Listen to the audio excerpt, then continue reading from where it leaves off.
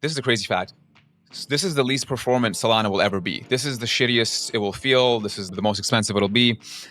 And so once you start shipping better developer experience products and all these things, then I think there's basically nothing in the path of SocialFi to block it and these app developers from handling that scale.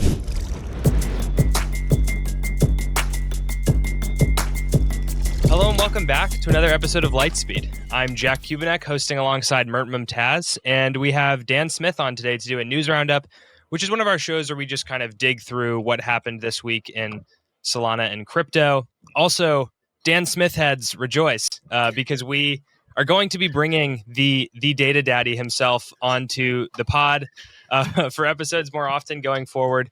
Because we know he's just a really invaluable voice, and I think really one of the foremost people in crypto data at this point in time. So it's like, why not bring Dan on the podcast as much as we can until he tells us to stop? So Dan, thanks for coming on the show. You are too kind, my friend. I appreciate it, and always happy to come talk about crypto data. It's the one true passion besides skiing. So we got both.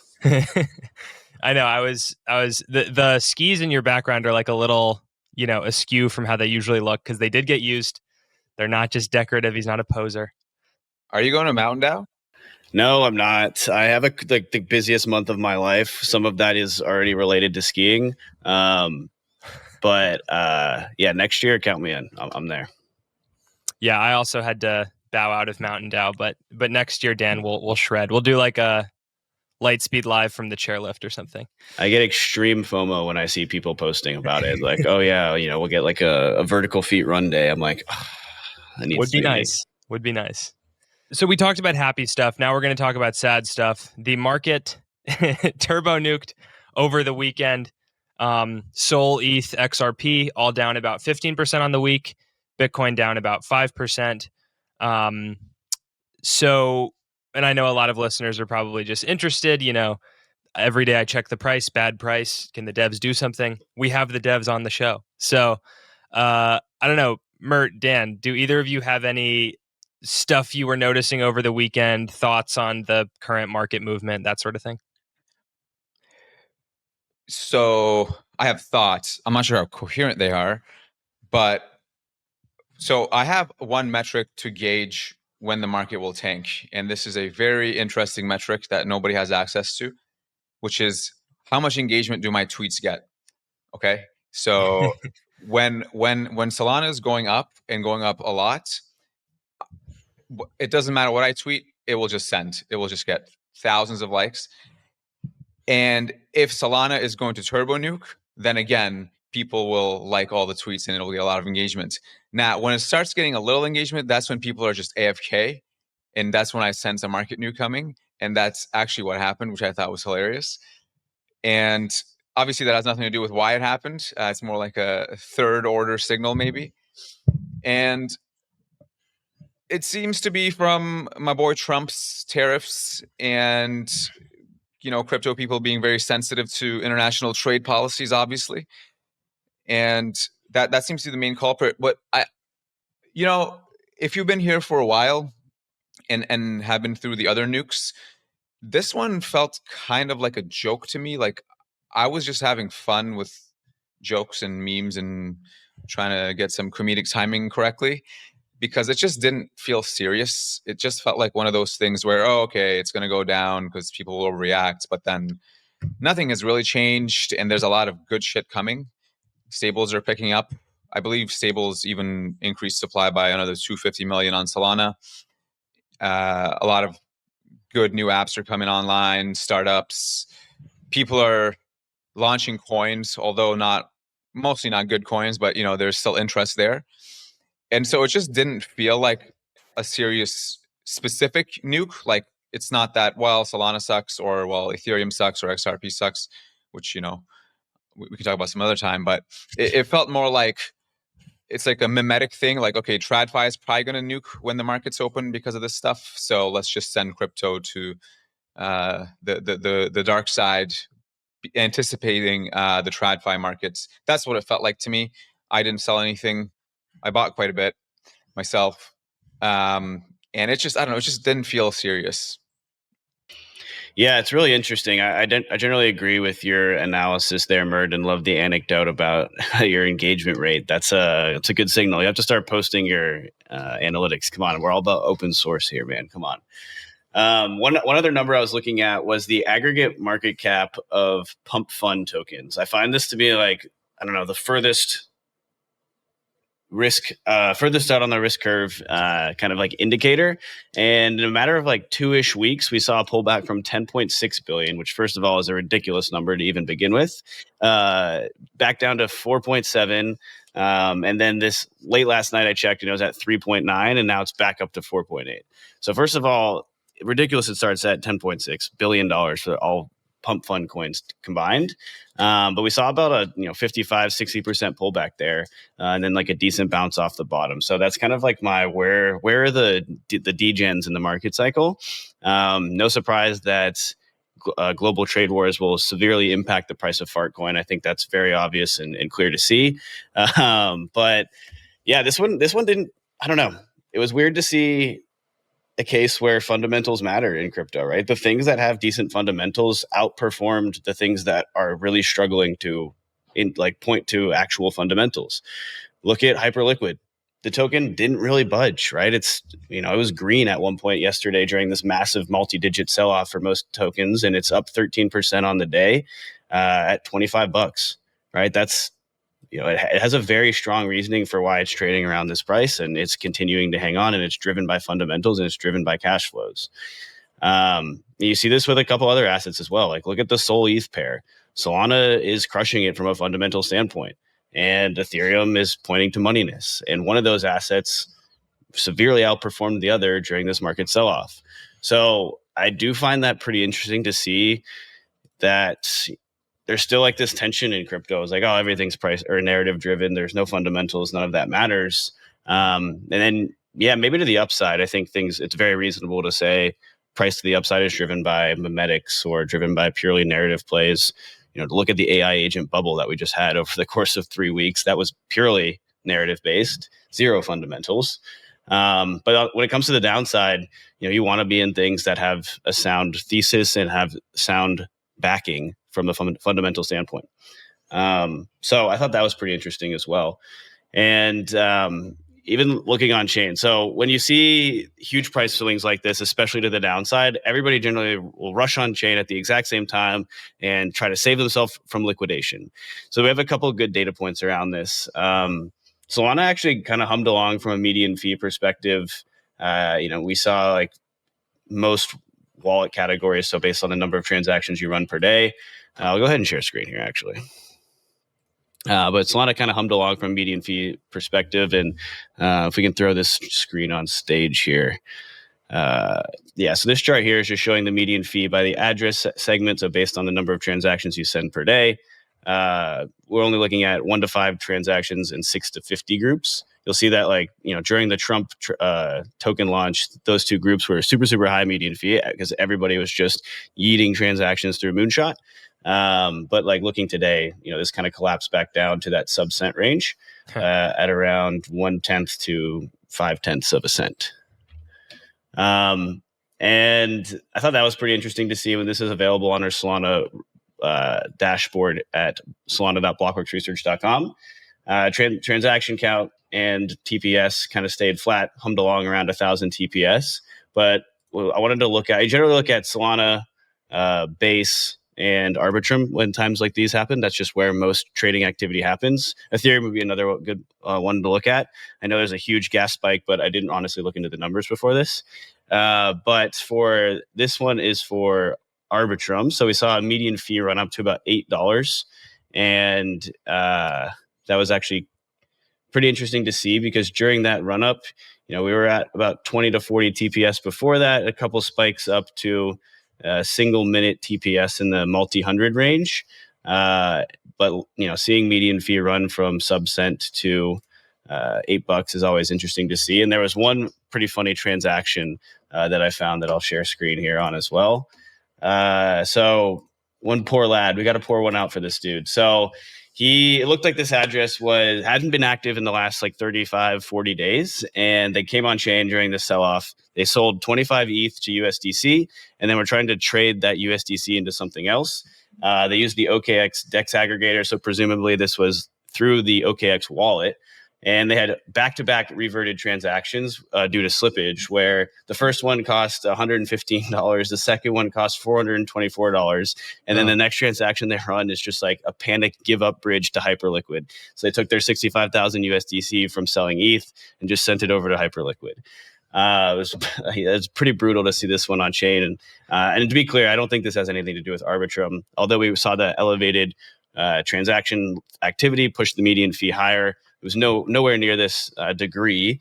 And this looks like some runaway app logic where there's like 1,000 traces on this transaction. So it's trying to execute some swap and had this huge failed loop, I would assume, of trying to execute this transaction. And then unfortunately, it did revert due to slippage. So brutal to see this one. But there's always interesting things that happen on chain during times like these.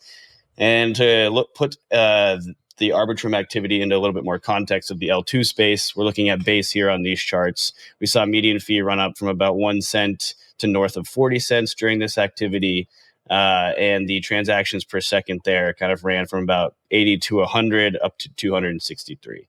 So we got some good sample size here of just like, again, whenever we see this kind of activity, it's always fun to look at the numbers on chain because there's generally a pretty good indication of like panic selling and people just, really rushing to execute transactions. You know what I find interesting about that? Which is, if you look at Dan's post that he made, a lot of people actually comment on the gas used and like the logic of the app and the code, which is interesting to me because when Solana transactions fail or have ridiculous fees, it's also for the same reason.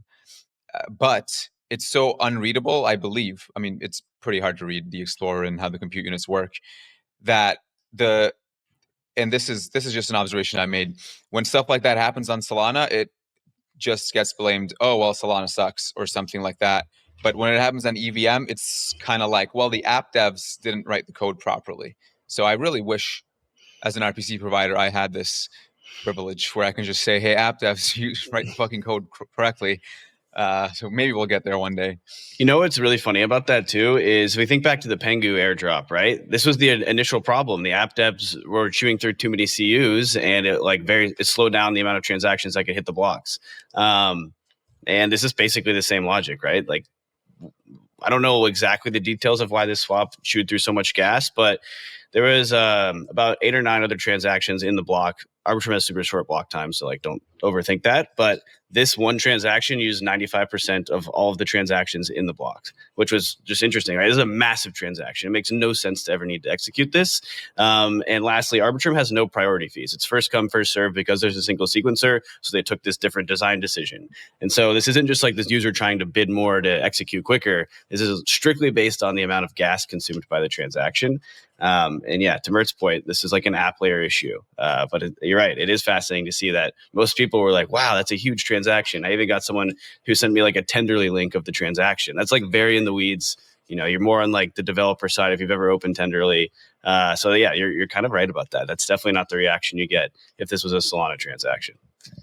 And we don't know who the person was, but it was no fault of their own, right? Like they opened the OKX wallet and presumably aren't super sophisticated, and just like they after their trade failed, they realized that they were in the hole $400. Yeah, that's brutal too. I'll take this time to shill the DeFi Llama swap aggregator. If you haven't used it, any EVM chain, it's easily the best place to go. You get the best chance at getting a great price. This episode is brought to you by Bonk Bets, the fully permissionless sportsbook built on Solana. Bet with Bonk, Solana, or USDC and get automatic payouts for winners. Every bet that you take earns Bonk Bets points towards cashback, discounts on losses, and more. Lightspeed listeners get 10% back on losses to bet again. Just visit bonkbets.io/Lightspeed or click the link in the show notes. Just a quick disclaimer that exclusions apply. And Bonk Bets is not available in all jurisdictions. Thanks to Bonk Bets for making today's episode possible. I was thinking this morning, there's kind of, when Trump came to office, for crypto markets, there were like short-term and long-term effects. So the short-term stuff was new SEC is immediately installed. They're going to freeze certain enforcements that don't involve fraud. Some of the executive orders that were promised, that all sort of was to come. And then you have this longer term stuff, which is like, well, now that there's regulatory clarity, people in the like US crypto builders can create more meaningful things without fearing that they'll be sued out of existence or something like that. And also like a Bitcoin reserve, but all kinds of stuff like that is not in the short term. It's not in the next couple months. It's going to take a long time. Legislation takes months and months to ever get voted on and this kind of thing. So I will be interested on the markets question, just how much steam do these short-term Trump effects have versus the market sort of getting tired of how slowly like bureaucratic processes work out. I think that's maybe the longer term question to look at here. Yeah, I think you touched on a couple of really important pieces there. So on the first piece, like, yeah, even if you look at Sol ETH, right? Solana's outperformed Bitcoin 30%. Sorry, outperformed Ethereum 30% since the inauguration. And I think against Bitcoin, it's probably roughly flat, up a little bit, but let's call it roughly flat. So it is kind of interesting to see that tailwind has kind of still pushed an impact on price, presumably as well. And for broader markets, I think the bull case is still very much intact, right? It's AI plus cheap energy plus deregulation will likely lead to the largest growth of economic expansion in modern history. And so I think that's still very much intact. Like trade wars are short-term things. Nobody wants that. I think it was the Mexican president came out earlier this morning and was kind of like saying, all right, let's do something about this. And you already see that in the charts. The S&P opened up at about down nearly 2 points, and it's just as of 10 a.m. or 11 a.m. It's down. It's already up a point since then. So I don't know. I feel like this is all like a short-term panic, and we saw a lot of leverage get washed out of the system. I think there was, people are estimating somewhere around $10 billion of liquidations over the last 24 hours, which is probably 5x the previous all-time high. Those are notoriously hard numbers to calculate, so you got to take it with a grain of salt. But directionally, we've seen a huge shift in liquidations, and like none of the fundamentals changed really. The question is going to be for Solana specifically. A lot of REV is driven by meme coin and trading and just trading assets more broadly. And so like, what do those traders want to do? Are they, shaken out? Are they uninterested? Did they lose faith? Are they leaving? Are they going somewhere else?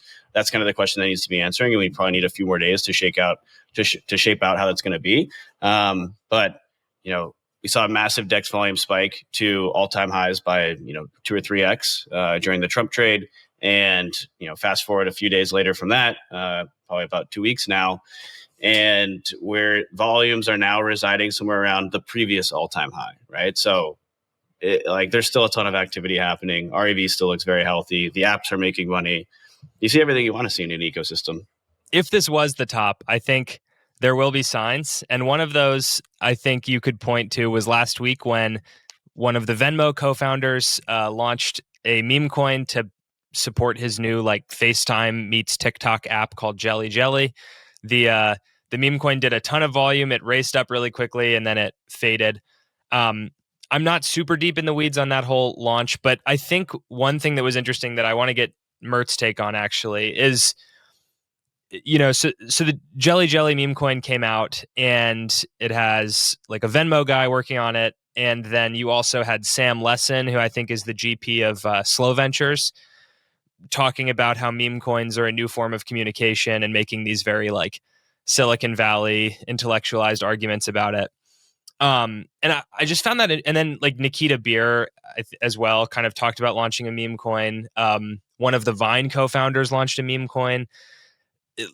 It seems like the tech world, which traditionally maybe keeps crypto a little bit at arm's length at points because of some of the PR issues with crypto, I guess, is really started to embrace the meme coin trend. We'll see if that continues, but at least for like a week there was a lot of interest from these, Silicon Valley traditional tech types. So I don't know. What do you make of that? Is that a long-term trend that we're just going to see these regular startups launching meme coins, or is it a kind of a short-term overcorrection from them? First of all, I didn't even know the people. I saw it launched. I would say I didn't actually see these intellectual, like if they said, "Oh, this is a new way of communicating and all this." Okay, let's perhaps relax on the philosophy there for a little bit until you've been through a few cycles at least. I think there's no need to attribute too much to these things other than just they're kind of fun and it's a game, and like social is arguably the thing with the most PMF in the world, I would dare say. Social, right? Everything, all these apps that everybody uses all day, TikTok, Twitter, YouTube, podcasts, they're all very social in nature. And that's what also meme coins are, right? Except now with some interesting stakes. And so I think, to your question, okay, is it a trend? Do more Silicon Valley people do this? Do more different people do this? Probably some of them, yes. For example, I actually think Kanye will release one based on his tweets that I saw where he came back to Twitter and talking about he's too rich now, but like he's just starting. It's like, okay, man, clearly going to launch shitcoin. Very obvious to me because he also has a store, right? And then if he has a store, well, guess what happens next? He probably wants to accept his own currency. And so I think and then I saw like weird ones like Chuck Liddell from the UFC, if people used to watch that back in the day, one of the OGs. That's a throwback. Yeah.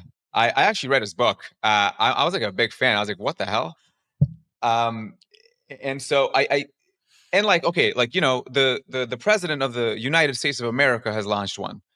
And so now the Overton window does not exist. And so maybe it's kind of the default. Actually, so Trump launched a watch website for Trump watches, and he was accepting payments in Solana Pay and also his own coin. And I bought one. And I thought I think like that's what I would like to see, not watches, but like this shattering the window such that I can use crypto to buy things on the internet that I would like buy goods on the internet that I would like to buy anyways. That would be cool. And it would at least be somewhat productive. Like I have family in Turkey. They were trying to send me money the other day, but they saw the wire fees and I'm like, can you just send me like, a Turkish stablecoin or something like that? But the infrastructure is like so non-existent that in the regulation, et cetera, that it's very difficult. And so I think that would be what I would like to see more. I do think that they don't go away. So one of the predictions I made was that AI coins probably do not last 2025. And it seems like they're certainly drawing down quite a bit. But I think meme coins in general, I don't think they're going to go away because I think Tushar from Multicoin said it the best a few months ago, maybe even last year, which is like, I don't think you need to intellectualize it, but I think this is basically just crypto gaming. I'm not sure if crypto gaming is like using COD to buy skins in crypto coins. It's probably like just using, your gaming console, which is actually a wallet, and that's the gaming console. And then you just play with your friends on who can make money, who can lose money, and then socialize that aspect. I think it's just gaming. That's a really interesting take. And another sort of a twist on that take is I have a lot of friends that enjoy sports betting. And every single one of them is well aware that parlays are a death sentence to actually winning money. However, when you make a parlay, you cook one up with the boys and you see $25 to win 250, it's 100 times more interesting than just taking, one. Everyone would rather bet 5 people to score a touchdown in a game than just one team winning the game. That's just how the human psyche works. And so I don't know. Like, I do think people severely over intellectualize meme coins, to be clear. And I don't know, like, they're not like the coolest thing in the world to me, but if you've traded a few times on Pump Fun, like, it's pretty fun. Like, you're going to lose money, but like, that's not the point. The point is the rush you get when you think you can 100x something. And I don't know. So we've been about 14, 15 months into the Pump Fun meta. I think NFT trading last cycle was somewhere around, I need to look up the exact date range that this really lasted for, but it was probably roughly the same amount of time. So to think that the meta wouldn't shift in some way, we're kind of getting in that territory of like a logical change and that would happen. So I'm pretty intrigued to see how Pump Fun plays that world. One thing I will definitely give them credit for, like they did nothing, but it worked. It was when this AI narrative started taking off around October-ish. Again, they did nothing, but 4 of the top 6 AI tokens were launched through Pump Fund. And that to me was very intriguing. Was like, it has this ability to pivot into whatever the narrative du jour is. And I don't know, it's going to be very interesting to see how they think about, you've kind of captured lightning in a bottle here. If it does start to fade, what do you do to kind of iterate on the game and keep players engaged? And I think that's like a pretty logical way to think about what this is. It's also, this form of on-chain speculation. NFTs and meme coins, in my mind, are identical. They're just different metas of the same game. And so thinking about what the next meta will spawn is kind of interesting. And a lot of people on Twitter, at least, which take it with a grain of salt, love to point to this being a reason why Solana is in a bad position because it thrives off this short-term speculation. And I think they kind of missed the forest for the trees there, to be honest, because again, the game didn't die. It just left Ethereum NFTs and went to Solana in the form of meme coins. And so if you're thinking about, okay, the game's going to shift again, it shifted in the past and it also shifted chains. Well, the reason why it shifted chains is this level of activity could not happen on Ethereum mainnet. Simply flat out couldn't. We just looked at base averages around 100 TPS. Anything north of that, you start getting fee spikes. Arbitrum was at like the 20 punched up to 100, get these fee spikes. And Solana's kind of humming along at 1,000 TPS. So to me, the tech actually plays a pretty meaningful role here. And if you fast forward 2 years, I think every chain is going to have significantly better tech in terms of throughput. And that will be the window of like, yeah, I know Solana's in a worse position because the tech got a little bit commoditized, and the value will be the state. So I don't know. I think Solana's in a much better position from the meme coin meta change standpoint than a lot of people will give it credit for. It's also an interesting one thing that like going with the extending the gaming metaphor a little bit. It's a bit like back in the day when PlayStation and Xbox used to be at each other's throats, and God of War was only on PlayStation.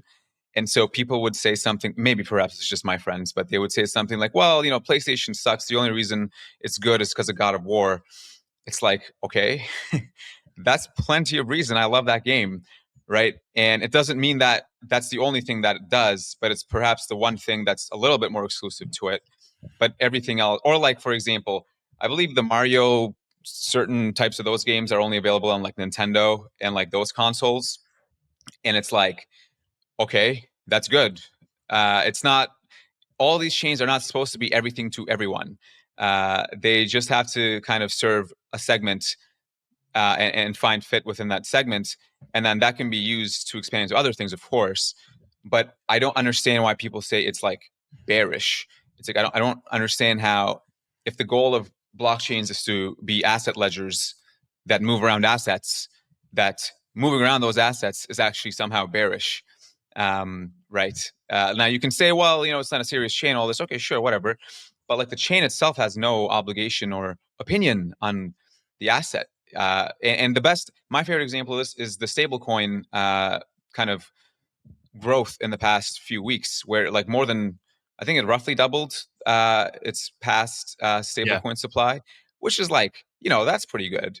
And we talked about this before with Jack, where it's like, I would also say a bunch of this is due to poor regulation in the past, where bad regulation actually hurts good actors much more than bad actors, or like it hurts good use cases more than speculative use cases, because people who want to speculate will just do it. They don't care. They don't have to obey anything. Versus people who want to maybe put gold on chain, for example, that's pretty highly regulated, and so they can't do it. Yeah, big agree there. And just to visualize that stablecoin growth over the last 3 months, we were just below 4 billion, and today we're at about 11 billion and change. It is pretty wild. It really is. It's, people ask like, what was the aftershock effect that matters the most for Solana about the Trump token launch? And it's hands down this chart. Binance was actually very responsive in bringing over stablecoins from other chains and to support the needs of their users to actually bridge to Solana during that event, and much of this resides on Binance today. So it is kind of interesting to think about which exchanges played a role here. And how the exchanges are a reflection of a user base, right? Like I think Coinbase largely serves the Western world, predominantly the US, and I think Binance is sort of the opposite there, where it's the Eastern world. So I don't know. It's very interesting to see this dynamic being played out and kind of like what that means for the future growth here. And the other thing that's fascinating is the USDC growth. I do wonder how much of this was like very specific to the fact that the Trump token was paired with USDC. You know, if it was paired with Tether, like would we see the same growth just mirrored between the two? And it's I would assume yes, but hard to pinpoint that exactly. This episode is brought to you by Bonk Bets, the fully permissionless sportsbook built on Solana. Bet with Bonk, Solana, or USDC and get automatic payouts for winners. Every bet that you take earns Bonk Bets points towards cashback, discounts on losses, and more. Make sure to check out Bonk Bets before the Super Bowl this week for tons of game-specific bets and promos. Lightspeed listeners get 10% back on losses to bet again. Just visit bonkbets.io/Lightspeed or click the link in the show notes. Just a quick disclaimer that exclusions apply, and Bonk Bets is not available in all jurisdictions. Thanks to Bonk Bets for making today's episode possible. I also like this the meme coins gaming comparison because I think crypto gaming since the days of Axie Infinity and before as well has been a thing that is like it'll come someday, like that'll be a serious sector, and maybe gaming looks differently than everyone expected, and it's not now you can trade your CS:GO skins on the blockchain, but it's like you can it's like interesting new ways to gamble, I guess. And that's what crypto gaming is going to come to mean. But as far as Mert, you talked a lot about meme coins as kind of a social activity. There's also been, at least in my eyes, a bit of a resurgence in SocialFi. Clout was this app that I actually don't know what happened to them. Everyone was talking about it for like 8 hours and then it kind of disappeared. I think they had some scaling issues. Tribe.run was another vector from Tensor, is kind of a social meme coin trading app. So I don't know. What's your view of the? I want to give you your flowers first of all, because you, in our 2025 predictions show, you were kind of shilling SocialFi, and it seems to be coming true. But I don't know. What are you seeing there right now? Yeah, I mean, to be clear, this is something I've been saying. Everybody asked me at not just this podcast, but like in other podcasts that I go on. They're like, "Well, what's your big prediction for Solana?" or something along these lines. And my answer is basically always the same, which is that I think SocialFi starts taking off. And that's because I think to the extent that you believe in fundamentals in crypto, which probably isn't large, but I think over a long time horizon, it generally tends to be like you can't run away from reality for too long. You can't be too detached until everything stops making sense. And Solana just has a really good ingredients for SocialFi, right? The community is very, first of all, unified and integrated within Solana, and not necessarily spread out into different chains with different incentives and maybe some PvP action going between them. And Solana people are also, let's say, much more risk tolerant than others in my experience. And then you combine that with the fact that the social layer of the chain is also very active. So like myself, Anatoly, but anybody on Solana, right? And that's one of the things that it seems Ethereum is now kind of catching up on, and they're saying, well, you guys just need to post more, which that's a whole different topic that I actually don't agree with. But you have the consumer and app focus of like Solana. And like, for example, we have a startup launchpad and we predominantly accept apps, right? We don't actually have any infrastructure companies even in the launchpad. And like the theses of the chain, like founders, apps, tokens, Solana Mobile, which is obviously just a whole play on defining how consumer works. You have all of these things.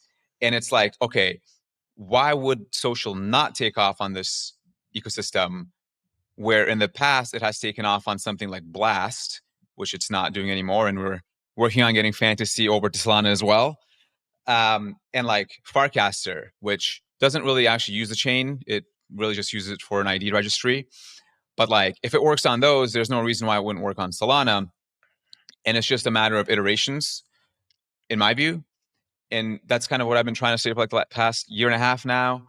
The thing to understand about social, though, is that most of them will fail really hard because social is probably the hardest category to build in like Web 2, right? Like, who is going to take on Twitter, right? Unlikely. Who's going to take on Facebook or TikTok? Unlikely. It's not going to happen. Or if it does happen, it's going to be very hard. And I think it's the same with crypto. But the interesting thing about crypto social, and I've always made this point specifically, which is that you can acquire customers due to the speculative nature very rapidly, right? So you just mentioned Clout and Tribe.run, for example. Their biggest problem was scaling up the apps so that they can handle all the incoming usage, right? That was their biggest problem. Where in Web 2, it would have been just not getting users at all. Okay. So if that first step is figured out, which it seems like crypto helps with quite a bit, the acquisition funnel, well, then the next step becomes, how do you solve retention? Why should they actually stay here? Why should they open the app back up? That's the hard part, or one of the hard parts. But now it's an easier job than it was for Web 2. And so I think most of these will fail, but you just really need one. You just need one app to have retention. And once you do that, I think then that's really when social starts taking off. And based on the decks that I get, let's say every few weeks, I'm seeing much more SocialFi activity. And I would expect to see that going.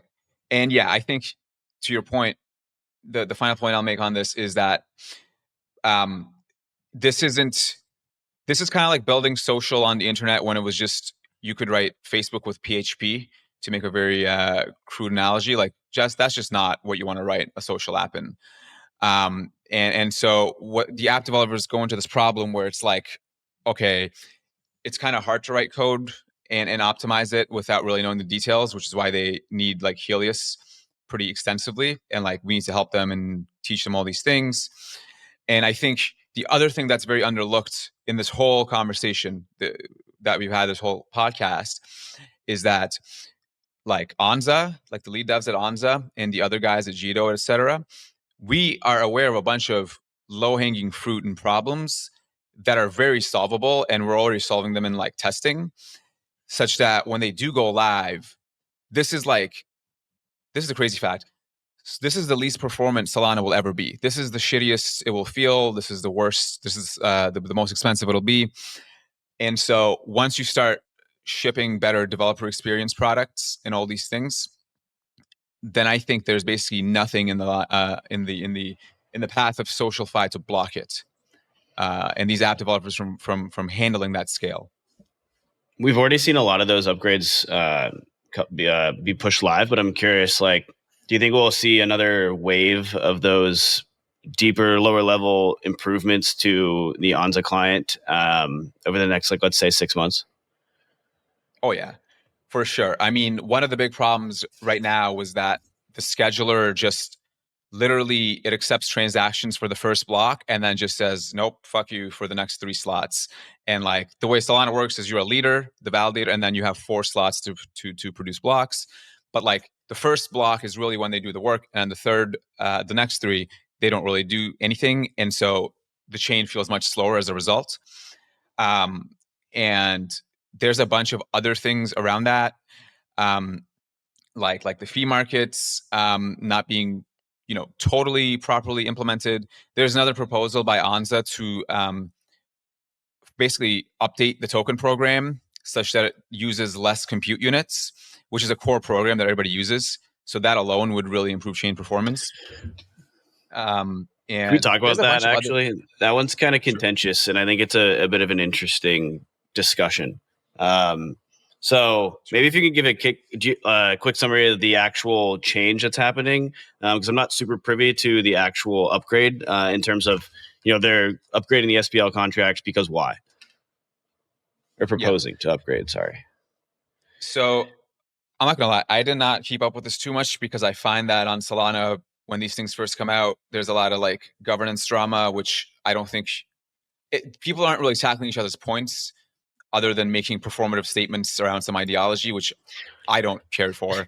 But what's the CIA handbook tweet that goes around every now and then there? It's like, is this DAO governance or the CIA handbook on how to just cripple conversation in progress? yeah, very governance is, I will not even, futurarchy is better. Okay. But so the TLDR is on Solana, especially if you're on Ethereum, it's very different in that Ethereum, you write a new contract for each new token that's launched, right? On Solana, that's not the case. There's just one program, and then you call that program and say, program, create new token.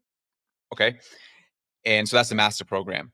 Now, the problem with that is, it has its pros and cons. One of the pros being, of course, that devs don't need to write contracts and that it's a secure program because it's been audited to shit.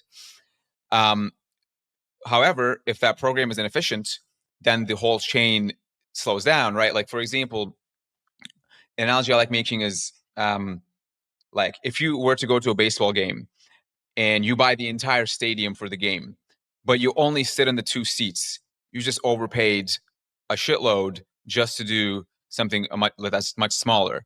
And so it's kind of the same thing here, which the TLDR is Anza's proposing to make the token program, or I'm not sure if it's a token program specifically, but maybe a few other ones, more efficient so that you can fit more token transactions in any given block, right? So let's say you can only fit 1,000 transactions in a block before for tokens.